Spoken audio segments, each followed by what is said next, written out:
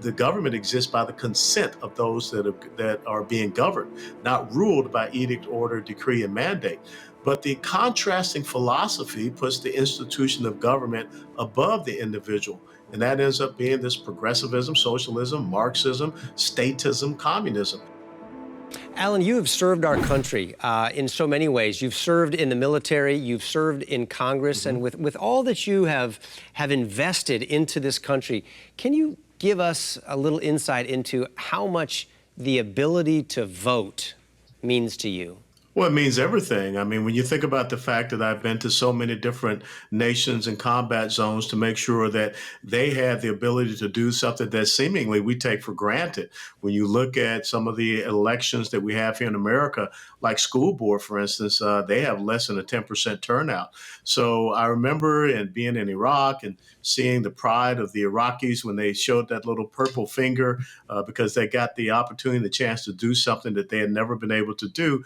We should take pride in that, and we should be the gold standard of the electoral process and the representative democracy for others to look to. Alan, some people just get so tired of all of the mudslinging and all of the fighting that they experience fatigue as we move toward an election like this. It's so important. I mean, everybody's talking about it. How can you encourage people to stay in the fight and not just burn out and say, you know what, I'm going to throw my hands up and let other people take care of this? Because when you throw your hands up, you're surrendering. And Isaiah 54:17 says, no weapon formed against you shall prosper, and every tongue which rises against you in judgment, you shall condemn. And when you look at people that are out there just demonizing, denigrating, and demeaning people by name calling, that means that they don't have anything that they can stand upon. They are truly the house that was built on shifting sand.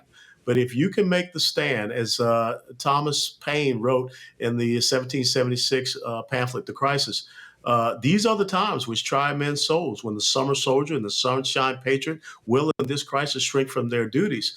But to those who will make a stand, they will deserve the love and admiration of all men and women. So I think that you have to look at your children, look at your grandchildren, and say, I want to pass on something better for them that was left to me.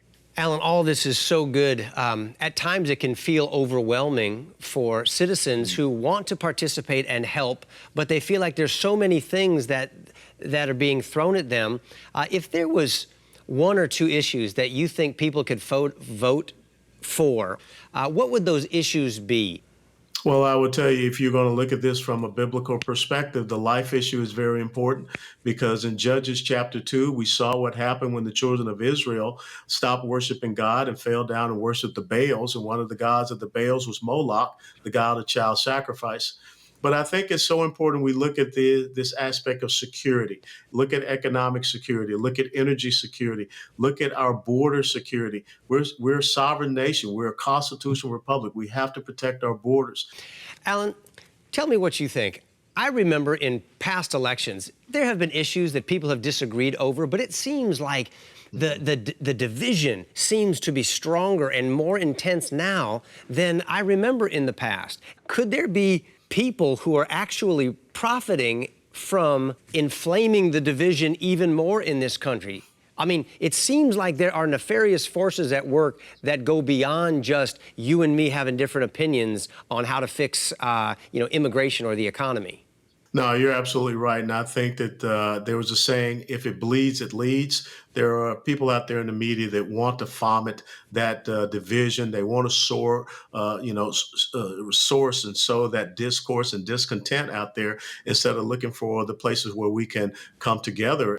But right now, Kirk, there are two different philosophies of governance.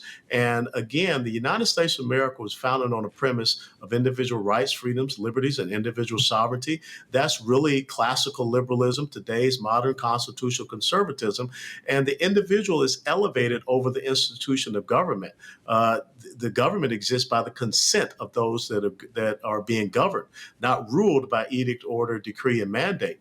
But the contrasting philosophy puts the institution of government above the individual. And that ends up being this progressivism, socialism, Marxism, statism, communism. And so it's two very different philosophies of governance, and this country needs to make a choice. But sadly, we're not teaching our history. We're not teaching the civics. We're not teaching those fundamentals of a constitutional republic. And so therefore, you get to a point where All of a sudden, back 21 years ago after 9/11, the first place that everyone wanted to go after that catastrophic event was to church. But then fast forward to March of 2020, when we go into this COVID issue, the very first thing that government wants to shut down is the church. Not Walmart, not McDonald's, not the strip club, not the liquor store, not even the marijuana store, not even abortion clinics, but they want to shut down the church. So I think that is indicative of this incredible chasm that is developed in this country, which is philosophical in nature and spiritual also. How do we preserve the right to disagree without allowing that to devolve into division that destroys us? Well, one of the things that the founders, Benjamin Franklin, Thomas Jefferson, talked about is that a constitutional republic like the United States of America is so dependent upon an educated electorate. And what we have now are people out there that can tell you what Kim Kardashian did last week, but they cannot tell you that 2 weeks ago was the 235th anniversary of the signing of the Constitution of the United States of America. And so you're right. You have people out there that don't understand. I have the freedom of speech. I have freedom of expression. That is in the Constitution. That's part of our Bill of Rights. But what is happening is freedom of accepted speech. And that's what we're coming to. And you have not just government, but other private sector entities that are the real fascists out there that are trying to shut down any type of dissenting opinion, thought, perspective, and insight. So I think that we have an education issue here in the United States of America. And how do we, coming back to what you were talking about, how do we, cross that bridge? How do we build a bridge between this incredible chasm? We just got to stand on the truth. We got to stand on what is right, regardless of people yelling, screaming, calling us names. And we have to realize that we have a moral high ground, and we cannot allow people to take that away. I think that there are more people that believe in our Constitution, what is right and what is true, than there are of the others that try to take that away from us. Alan, you've been through the election process yourself. What was that like? Having served 22 years in the military was a little bit different, getting out there and running for elected office, because one of the things that the military teaches you is that leaders tell their troops what they need to hear, not what they want to hear. And lots of times in the political arena, people are putting out polls and surveys and things of this nature, trying to figure out what they need to say to people in order to get elected. And I think that if we had more elected officials that just told the truth to the people that they're seeking to serve, because I could not tell my troops in combat that when we were going to deploy to Iraq, Afghanistan, or Desert Shield, Desert Storm, that everything was going to be fine. We are going to have nice hot food every day and night, hot showers, and nice cold drinks. You had to tell them the truth. You had to train them hard. And I think that's one of the key things we got to get back to, is not having politicians, but having statesmen and stateswomen. What are some of the ways that you stay in line with God? I have my biblical devotional every morning. After I have my morning run, I always ask the Lord to bless me with wisdom and discernment.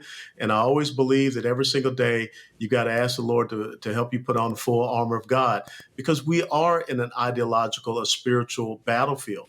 And just the same as when I was on the battlefields, Iraq, Afghanistan, Kuwait, you did not go out on the battlefield without your helmet, without your body armor, without your boots, without your weapon. And God breaks that down.